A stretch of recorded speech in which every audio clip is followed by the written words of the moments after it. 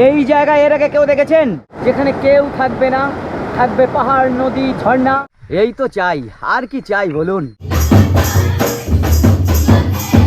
ডুয়ার্সে আমরা এই রিসর্টে আছি। এরই অপেক্ষায় ছিলাম আমরা। এই যে বিরাট সাইজ। সামনে আমরা দুটো একশৃঙ্গ গন্ডার দেখতে পেলাম। এই হচ্ছে এখানকার এই ইউনিক গাড়ি, মোষের গাড়ি। এই অভিজ্ঞতা একেবারে বিরল। বর্ষায় হোক বা পুজোর ছুটিতে, কিংবা নভেম্বর বা ডিসেম্বরে, অল্প দূরে স্বল্প সময়ে ডুয়ার্স বেড়ানোর বিকল্প কি আর আছে? এক বা দুরাত চা বাগানে ঘেরা নদীর পাড়ে কোনো রিসর্টে থেকে সারাদিন সুস্বাদু খাবার খেয়ে সকালে পাহাড় বেরিয়ে বিকেলে জঙ্গল সাফারি করে সন্ধ্যায় আদিবাসী নৃত্যর আসরে শহরের ক্লান্তি থেকে নির্জন সবুজের মাঝে প্রাণ ভরে শ্বাস নিতে আর স্রোতস্বিনী নদীর সাথে সময় কাটাতে ডুয়ার্স একবার ঘুরে আসা দরকার। সেই খোঁজে আমিও রওনা হয়েছিলাম কলকাতা থেকে ডুয়ার্সে।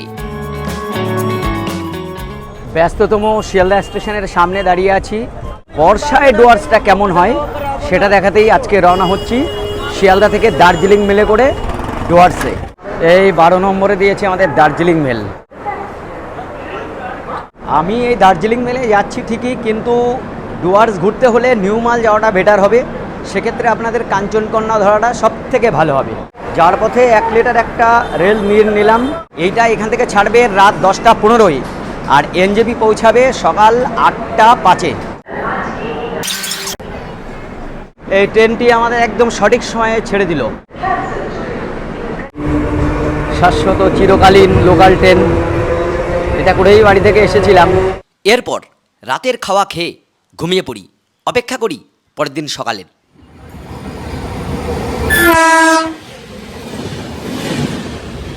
Good morning from Barsoi.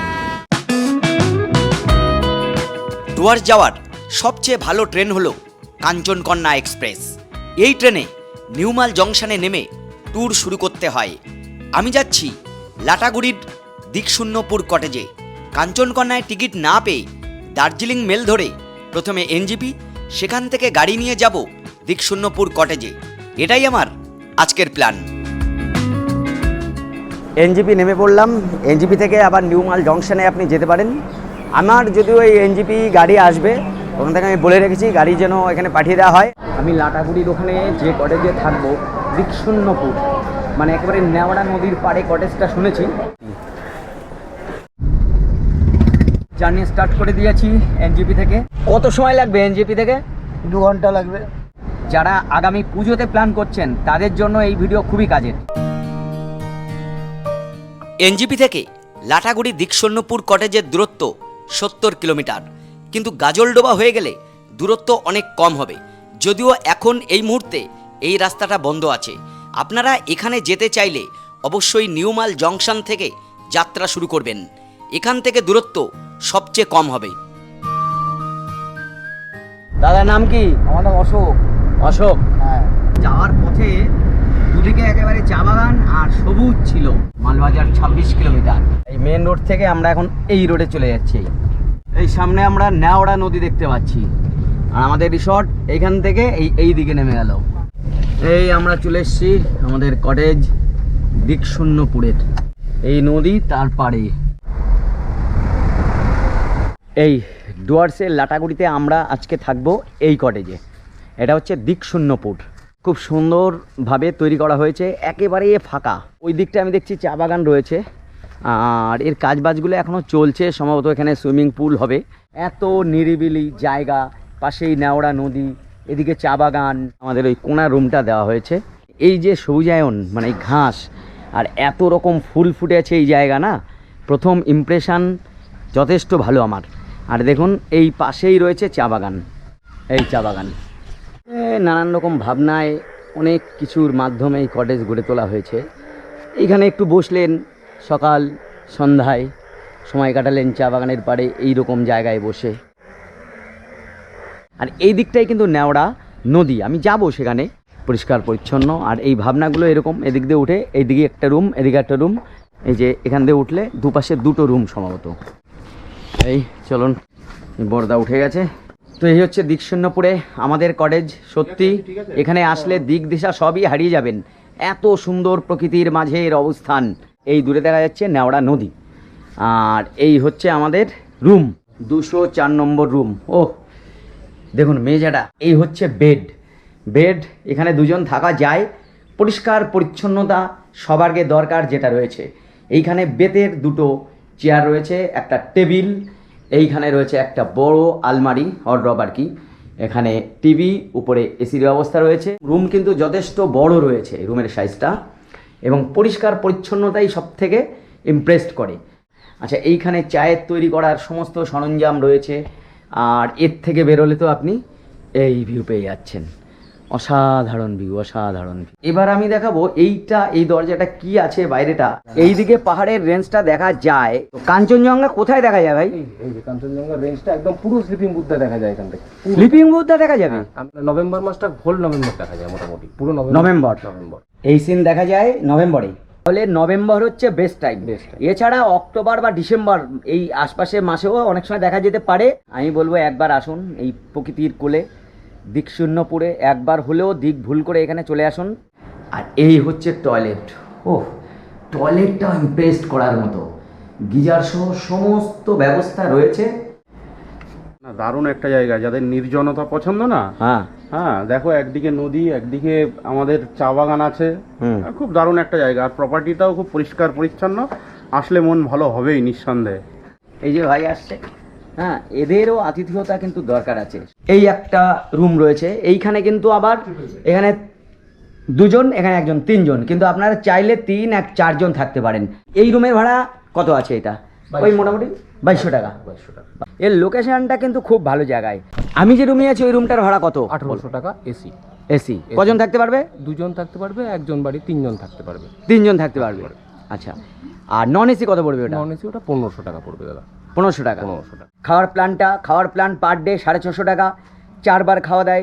অনেকে আবার চায় কি থাকা খাওয়া একসঙ্গে, যেটা আমরা হোমস্টেতে দেখি, সেই ব্যবস্থা কিন্তু এনারা করে থাকেন। তাহলে পার হেড কত নেবে? 1400 টাকা করে। 1400 মানে এসি রুম তো সেটা? AC room. এখন আমরা নদীর পাড়ে হাঁটতে যাচ্ছি, Dikshunyapur, Neora river, Gorumara national park. এইখানকার এই যে রাস্তা, এই রাস্তায় কিন্তু কাদা হবে না। ডান দিকে এই সব চা বাগান, তার ওপাশে জঙ্গল। দাদা মাছ পেয়েছেন? ও ছোট পুঁটি, একেবারে জ্যান্ত মাছ এই নেওড়া নদীর। আর এই বরলি মাছটা কোথায় পাওয়া যায় নাকি? তিস্তাতে না, ওই দিকটা, তাই তো? একটু চা বাগান পরিদর্শন করে আসি। আর এইখান থেকে আমাদের ওই যে কটেজ, এইরকম জায়গায় তো থাকতে হবে, মানুষজনহীন। প্রচুর পাখি আছে এখানে। এক গ্রামের নাম কি? ডাঙ্গাপাড়া। এটা বাঘ, চিতা টেতা কিছু আছে? আছে। তেন্দুয়া। তেন্দুয়া? হ্যাঁ তেন্দুয়া। এসেছিল কদিন আগে? হ্যাঁ আসছিল। তারপর কি হলো? তারপরে আমরা আমাদের এই আগের থেকে পার হয়েছে। হাতিও পাওয়া যায়। হাতিও আসে? খুবই মনোরম পরিবেশ। এরকম জায়গায় এসে অবশ্যই 2 দিন ছুটি কাটিয়ে যাবেন।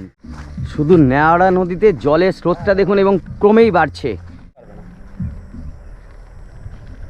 পার্বত্য অঞ্চল থেকে যে নদীগুলো নেমে আসে না, তার কোথায় কোন বৃষ্টি হয়েছে, কত পরিমাণ, তা তো জানা যায় না।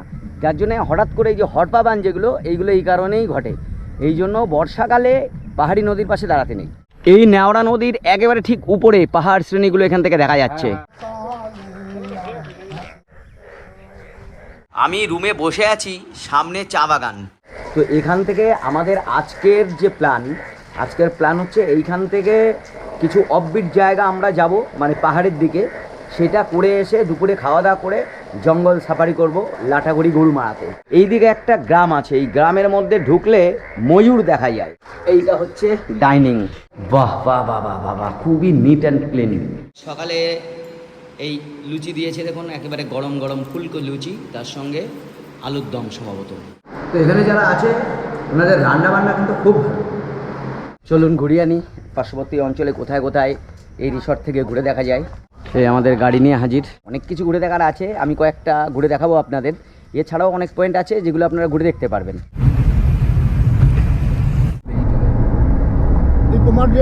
এবার একেবারে সম্পূর্ণ নতুন নতুন জায়গা ঘোরাবো। গরুমারা ন্যাশনাল পার্কের ভেতর দিয়ে আমরা এখন এগোচ্ছি। যাওয়ার পথে এই গরুমারা ফরেস্টের ভেতরে এবার আমরা যেখানে নামলাম দেখাই। এটা হচ্ছে মহাকাল মন্দির। চলো আগে মহাকাল মন্দিরটা দর্শন করে নিই। মহাকাল মন্দির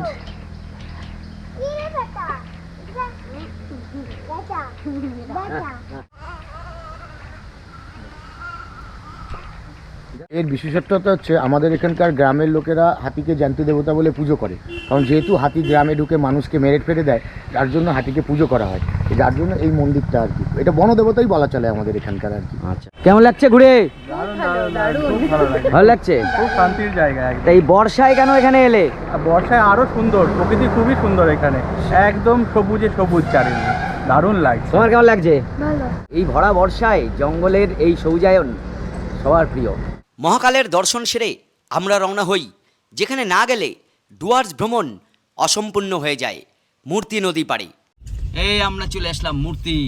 মানে ডুয়ার্স আসলে মূর্তি এক পাক আসতেই হবে আপনাদের। এই হচ্ছে মূর্তি নদী ভিউ পয়েন্ট। আই লাভ মূর্তি, মূর্তি নদী।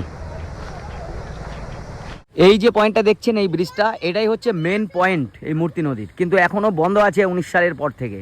এইখান থেকে এই যে পাহাড়ের রেঞ্জগুলো দেখা যাচ্ছে, এইগুলো কিন্তু খুব ভালো লাগে। এইগুলো মূর্তিকে বিদায় জানিয়ে চলেছি এবার নতুন জায়গা নকশাল ভিউ পয়েন্টে। যাওয়ার পথে গাড়ি ভাড়া সম্পর্কে বলে রাখি, পার ডে 2 থেকে 2,500 টাকা পড়বে এবং সবই ওই দিকশূন্যপুর কটেজ থেকেই ঠিক করে দেবে। এই রাস্তায় যেতে যেতে ময়ূর।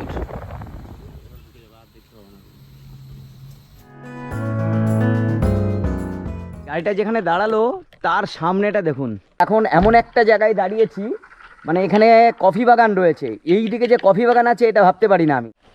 প্রচুর এই কফি হয়ে আছে দেখুন, এই এখনো এগুলো পাকেনি।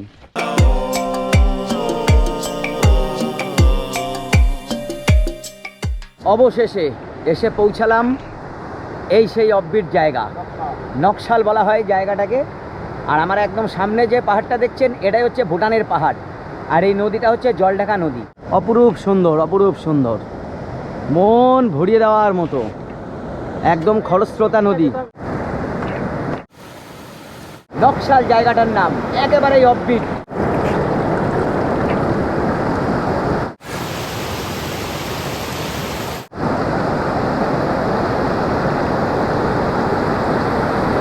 এই হচ্ছে সৌন্দর্য। ডুয়ার্স তো ঘুরেছেন অনেক জায়গায়, কিন্তু দাদা এইখানে একবার আসবেন, একবার। এই নদীর জলের স্রোত দেখুন, এখানে বিভৎস বেগে বয়ে যাচ্ছে। ও সোজা চলে গেল এইদিকে। এইরকম পাথুরে ভূমি, আসতে হবে, কোনো অসুবিধা নাই, আপনারা ভালোভাবে এখানে আসতে পারবেন। আহারে হে পৃথিবী, এত আমার সৌন্দর্য তুমি সবার জন্য লুকিয়ে রেখেছো। নকশাল দেখে এবার আমরা যাচ্ছি দলগাঁও। দলগাঁও জায়গাটাও কিন্তু খুব সুন্দর। ভরা বর্ষায় ডুয়ার্স আরও সবুজ হয়েছে, তবে অক্টোবর অর্থাৎ পুজোর সময় এলে ভিউ আরও ভালো পাবেন। এই আমরা পয়েন্টে চলে এসেছি, এখানে রয়েছে way to Dalgaon view point. আর এটা হচ্ছে একটা টিকিট কাউন্টার। এইখানে প্রবেশের জন্য পার হেড 25 টাকা লাগবে, দিয়ে এই ভিউ পয়েন্ট এদিকে আমরা ঢুকে যাব। আর এখন যে জায়গাটা দাঁড়িয়েছি, এই জায়গাটাও কিন্তু খুব সুন্দর, পুরো গ্রাম পাহাড়ের উপর দিয়ে, অসাধারণ সুন্দর কিন্তু জায়গাটা।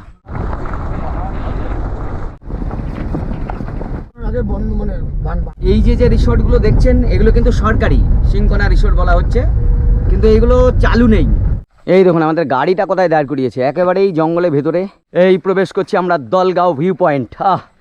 একেবারে যাওয়ার আগে মন ভরে গেল।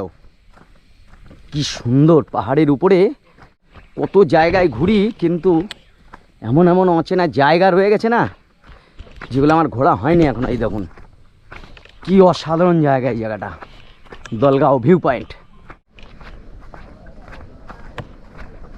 ওরে বাপরে, দারুণ দৃশ্য। ওই সামনে এটাই কিন্তু ভুটান, আর একেবারে এর নিচে রয়েছে ওই দেখা যাচ্ছে, এটা হচ্ছে কিন্তু জলঢাকা নদী। আর এর উপরেও এরকম একটা ভিউ পয়েন্ট রয়েছে। এই খানিকটা উপরে উঠি,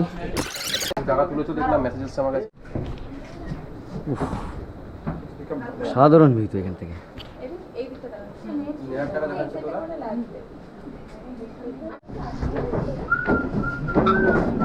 একেবারে নিচে রয়েছে ঝালং, ঝালং গ্রামটা দেখা যায় এখান থেকে, আর দূরে জলঢাকা নদী।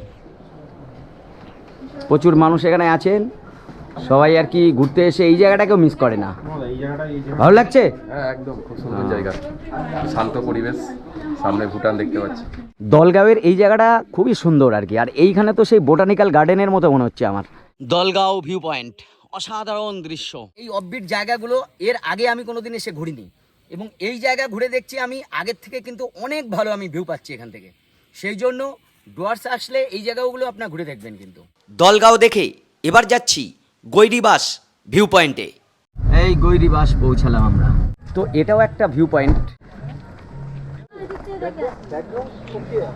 এইটা হচ্ছে ঝালং, আর এই জলঢাকা নদী, যেটা আমরা দলগাঁও থেকে দেখেছিলাম উপর থেকে। বলো। অনেকবার দেখেছি, দেখেছো? ভিডিওতে অনেক কিছু আপনি দেখান যান। এটাই দরকার ছিল। এই দুইজনকে পাওয়া গেল। এই ভিউ পয়েন্টের সঙ্গে এই মানুষজন ঠিক মানায়। কাহা ঘর है? झालों। क्या नाम है तुम्हारा? अपेक्षा। কোথায় গেছিল? अपेक्षा। अपेक्षा। उसका? प्रवीण। এটা হচ্ছে একটা হোটেল মতো, এখানে খাবার দাবার কিন্তু সব পাবেন, আর এদেরই কিন্তু এই ভিউ পয়েন্টটা করে রাখা। আজ আমরা যা দেখলাম, এছাড়াও সামসিং, বিন্দু, ঝালং, রকি আইল্যান্ড প্রভৃতি ঘুরে দেখা যায়। তবে সেক্ষেত্রে একদিন আরও বেশি লাগবে। যাই হোক, আমরা এরপর কটেজে ফিরে আসি, কারণ দুপুরের খাওয়া শেষে আমরা যাব গরুমারা সাফারিতে। এই আমাদের দুপুরের খাবার রেডি হচ্ছে দিকশূন্যপুর কটেজে। সারাদিনে কবার খেতে দেবে আর কত টাকা নিচ্ছে ওটা? এটা হলো 650 টাকায় আমাদের খাবারের প্যাকেজ আছে, food package, breakfast, lunch, evening snacks, dinner. সকালবেলা ব্রেকফাস্টে আপনার ব্রেড বাটার অমলেট বা পুরি সবজি বা নুডলস, তার মধ্যে অর থাকে যা ইচ্ছা। আর আপনার লাঞ্চে আপনার রাইস, ডাল, ভাত, ডাল, সবজি, ভাজা, মাছের ঝোল, চাটনি, পাঁপড়। দুপুরবেলায় মাছ এবং রাত্রিবেলা চিকেন থাকে। আর আপনার ইভিনিং স্ন্যাক্সে আপনার ভেজ পকোড়া বা চিকেন পকোড়া, যেটা ইচ্ছা। এটা হচ্ছে প্ল্যান। এই প্ল্যানের বাইরেও আপনারা কিছু খেতে পারেন, সেটা আপনাকে এক্সট্রা দিয়ে খেতে হবে। আপনি যেটা খুশি বললে ব্যবস্থা করে দেবে। এই আমাদের দুপুরে আজকে খাবারের মেনু। এখানে যারা রান্না বান্না করে, খাওয়া দাওয়ার কোয়ালিটি কিন্তু যথেষ্ট ভালো, রান্না খুবই ভালো, মানে প্রত্যেকটা আইটেমই কিন্তু আমার ভালো লাগছে। যাই হোক, আমাদের খাওয়া হয়ে গেছে দুপুরের, খানিকক্ষণ রেস্ট নিয়ে এখন আমরা যাচ্ছি জঙ্গল সাফারিতে, গরুমারায়।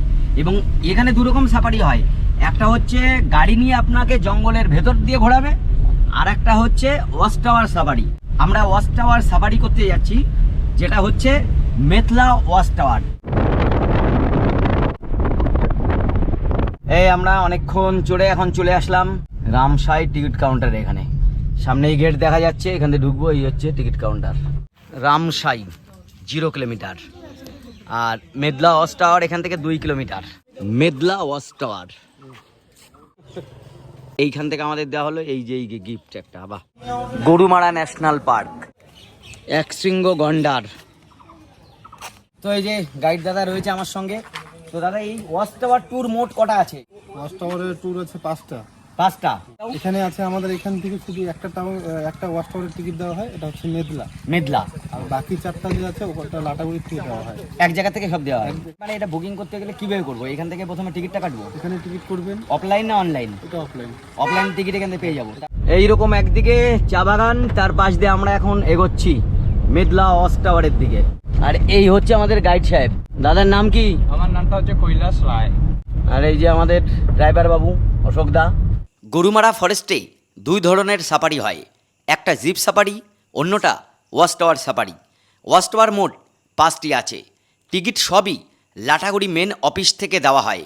শুধুমাত্র মেদলা ওয়াচ টাওয়ারের এই টিকিট আলাদাভাবে রামসাই থেকে দেওয়া হয়।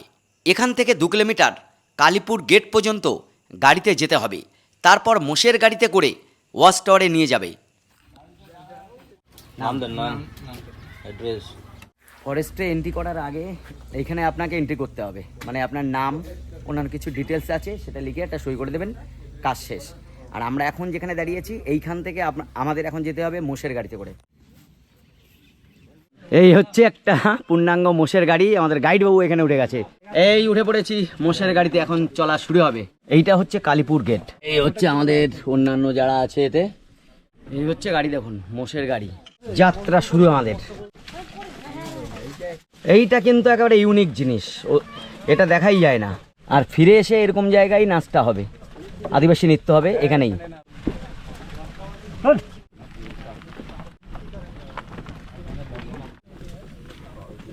তাহলে আমাদের জার্নি শুরু হয়ে গেছে মেদলা ওয়াচ টাওয়ার। ওয়াচ টাওয়ারের সামনে একটা সল্ট পিট থাকে যেখানে লবণ দেওয়া হয়, সেই লবণ চাটতেই কিন্তু বন্য জন্তুরা ওখানে আসে। সব ইলেকট্রিক তার এগুলো, যাতে জীবজন্তু এখান থেকে বেরিয়ে না আসতে পারে। তো আমরা যে এই ওয়াচ টাওয়ার সাফারি করছি এটা হচ্ছে মেদলা ওয়াচ টাওয়ার সাফারি, আর এখানে এইটাই হচ্ছে ইউনিক ব্যাপার যে মোষের গাড়িতে করে আপনাকে যেতে হবে। এটা আর কোনো ওয়াচ টাওয়ারে যাওয়ার সময় এটা কিন্তু পাবেন না। এই যে এখানে নামতে হবে। হ্যাঁ, আগে পেছন থেকে নামা হোক। সত্যি এই অভিজ্ঞতা একেবারে বিরল। এরকম মোষের গাড়ি করে যদি আপনাদের আসতে হয় তাহলে অবশ্যই একবার এই মেদলায় আসবে। ওয়াশটা ভিজিট করে দেয়। হ্যাঁ, আর এখান থেকে হচ্ছে আমাদের 100 মিটার, 100 থেকে 150 মিটার হবে, পায়ে হেঁটে যেতে হবে ওয়াশ টাওয়ার অবধি। এই তো এখানে এসে একটা হাতির দেখা পেলাম।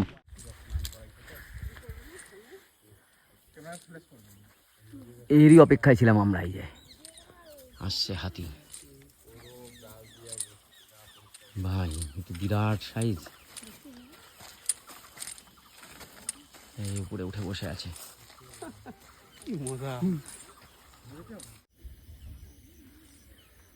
আমরা এগোচ্ছি কিন্তু এখন জঙ্গলের ভেতরে ওয়াচ টাওয়ারের দিকে, আর এদিকেই জঙ্গলের মধ্যে একদম পাখির কিচিমিচির আওয়াজ, প্রচণ্ড আওয়াজ হচ্ছে।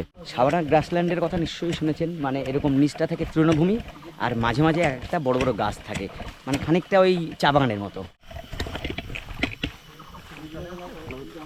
এই আমাদের গ্রুপ ধরে আমরা সব ওয়াচ টাওয়ারে যাচ্ছি, আর এরকম 6 থেকে 7 জনের সঙ্গে থাকে এরকম একজন গাইড বাবু। কোথায় দিকে মূর্তি নদী, এটা কি কি নদী আছে? মূর্তি, জল ঢাকা, ডায়না। সামনেই মূর্তি নদী। জায়গাটা কিন্তু একা একা আসতে হলে খুব ভালো লাগবে।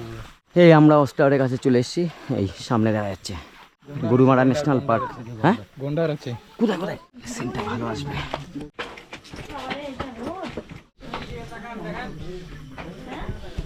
ওই সলপিট আমরা এখান থেকে দুটো দেখছি, ও পাশে একটা আর এ পাশে একটা, এবং দুটোতেই কিন্তু এক শৃঙ্গ গন্ডার রয়েছে, আর এর এপাশে রয়েছে এই মূর্তি নদী। এই দেখুন এক শৃঙ্গ গন্ডার এখানে একটা রয়েছে, আর এই পাশে। এই হচ্ছে এন্ড, ওয়াচ টাওয়ার এখানেই শেষ। এই দেখুন আগে থেকেই প্রচুর মানুষ এখানে এসে তারা দর্শন করেই নিয়েছেন সব। এখানে একটা হরিণ দেখতে পাচ্ছি আমরা।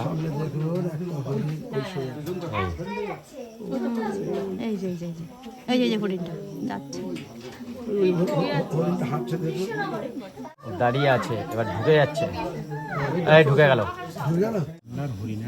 এই একটা ময়ূরের সঙ্গেও দেখা হলো, মানে ওয়াচ টাওয়ার থেকে একটা ময়ূরও দেখতে পারলাম আমরা।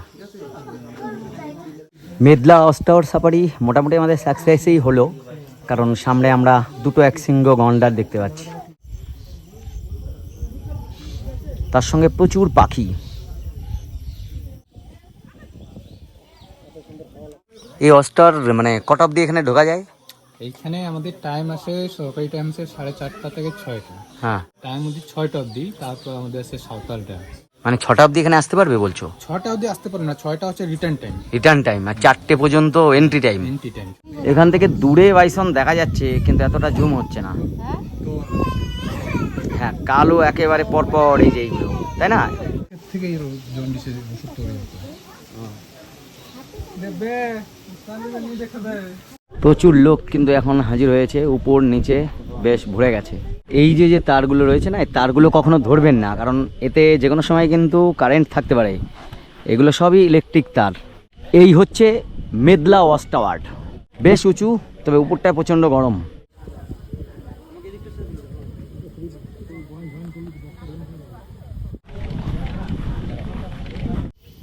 একেবারে মূর্তি নদীর পাড়ে এই মূর্তি দেখুন কোথায় বসে আছে।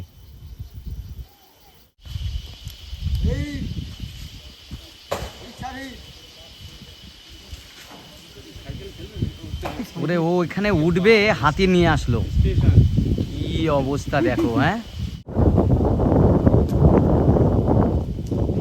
সব মানুষ এখন এখানে জড়ো হয়েছে, আবার সেই গাড়িতে উঠে আমরা ফিরে যাব। আর এবার সরে ভাই আমাদের আদিবাসী নৃত্য। এই হচ্ছে এখানকার এই ইউনিক গাড়ি, মোষের গাড়ি। এটাই করেই আমরা এই মেদলা ওয়াচ টাওয়ারে দেখতে গিয়েছিলাম।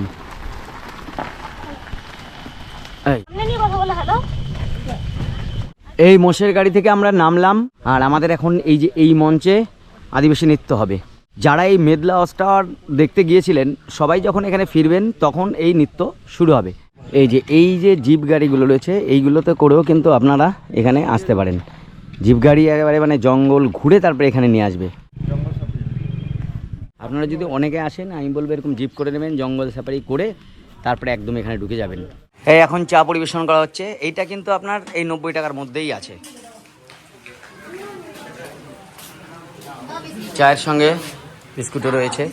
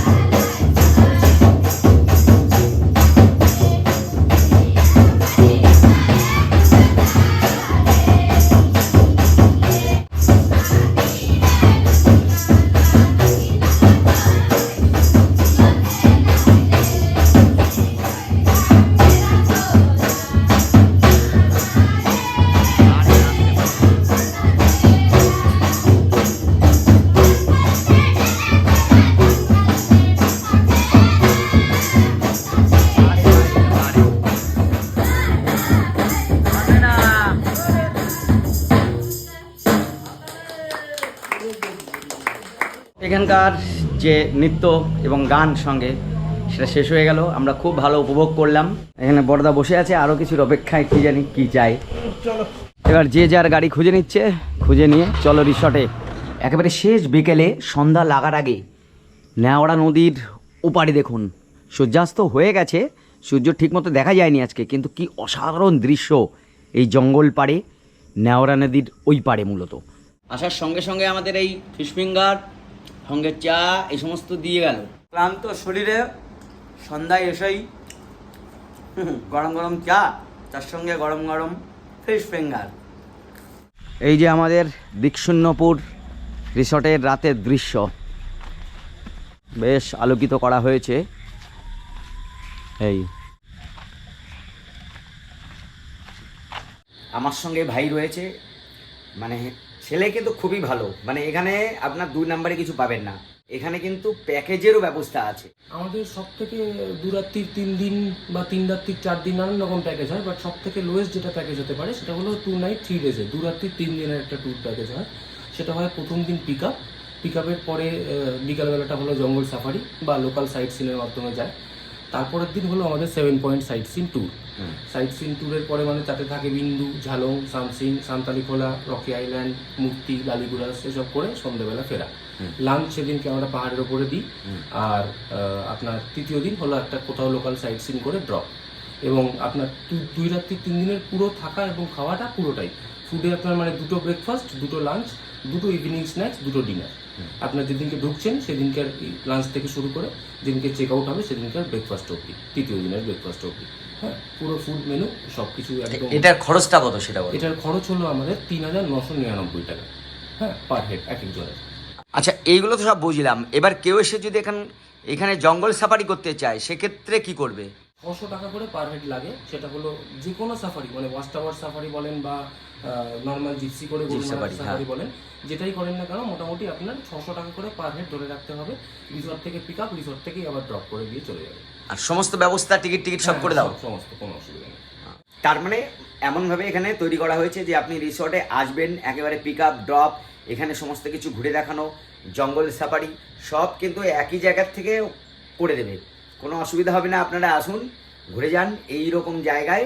আমি বলবো একবার অন্তত এসে এই দিকশূন্যপুর রিসর্ট, এবং জায়গাটা হচ্ছে গরুমারা ন্যাশনাল পার্কের একদম কাছে, নেওড়া ভ্যালি নদীর পাড়ে। ঘুরে যান, ভালো লাগবে। এই আমাদের রাতের খাবার দেওয়া হলো সুন্দর বাসমতি রাইস, মানে সরু চাল। যেটা দেখাবো এটা হচ্ছে বিখ্যাত এই উত্তরবঙ্গের এই তিস্তার বরলি মাছ, এই যে মাছগুলো এইরকম বরলি মাছ, এই বরলি মাছ খাবো, সঙ্গে কাতলা আছে। এই হচ্ছে রাতের খাবার, একটা তরকারি করেছে আর একটা ভাজি আছে আর ডাল তো আছেই। বরলি কিন্তু যথেষ্ট সুস্বাদু। এই মাছগুলো আপনারা অর্ডার করলে ওরা কিন্তু করে দেবে, অনেক সময় আপনাদের প্যাকেজের মধ্যেও এটা থাকতে পারে।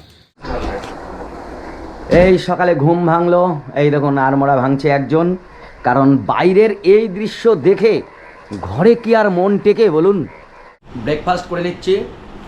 এই যে আমি দুদিন থাকলাম এই দিকশূন্যপুরে, খুব সুন্দর জায়গা, এদের আতিথেয়তা, পরিষ্কার পরিচ্ছন্নতা সমস্ত কিছু কিন্তু আমার ভালো লেগেছে, আর এর লোকেশান আরও ভালো লেগেছে। মানে সত্যিকারের জায়গাটা খুবই ভালো। আসুন এখানে দুদিন ঘুরে যান, আমি বলছি আপনাদের ভালো লাগবেই। যাই হোক, আর পরবর্তী ভিডিও আসতে চলেছে টোটোপাড়া। টোটোরা কী অবস্থায় এখন আছে সেটা ঘুরে দেখাবো।